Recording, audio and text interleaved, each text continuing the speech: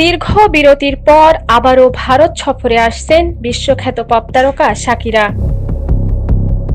আগামী এপ্রিল মাসে মুম্বাই ও দিল্লিতে লাইভ কনসার্টে পারফর্ম করবেন এই ল্যাটিন পপ তারকা। জানা গেছে, আগামী 10 এপ্রিল ভারতের মুম্বাই শহরের মহালক্ষ্মী রেসকোর্সে অনুষ্ঠিত হবে তার প্রথম কনসার্ট। এরপর 15 এপ্রিল রাজধানী নতুন দিল্লির জওহরলাল নেহরু স্টেডিয়ামে দ্বিতীয় কনসার্টে পারফর্ম করবেন শাকিরা। ফিডিং ইন্ডিয়া কনসার্ট 2026-এর তৃতীয় সংস্করণ হিসেবে এই আয়োজন করেছে ফিডিং ইন্ডিয়া এবং জোম্যাটো এর প্ল্যাটফর্ম ডিস্ট্রিক্ট বাই জোম্যাটো। আয়োজকদের মতে এই কনসার্ট শুধু সঙ্গীতের আসর নয়, বরং ক্ষুধা ও অপুষ্টি নিয়ে সচেতনতা তৈরির একটি বড় সামাজিক উদ্যোগ।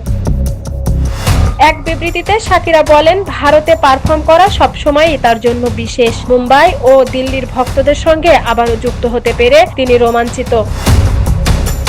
তার মতে এই কনসার্টের লক্ষ্য শুধু সঙ্গীত নয়, বরং প্রতিটি শিশুর জন্য প্রয়োজনীয় পুষ্টি নিশ্চিত করার বার্তা ছড়িয়ে দেওয়া। সঙ্গীত জগতের পাশাপাশি সামাজিক কাজেও বেশ সক্রিয় শাকিরা। নিজের প্রতিষ্ঠিত বেয়ারফুট ফাউন্ডেশনের মাধ্যমে দীর্ঘদিন ধরে শিক্ষা ও শিশু কল্যাণে কাজ করছেন তিনি।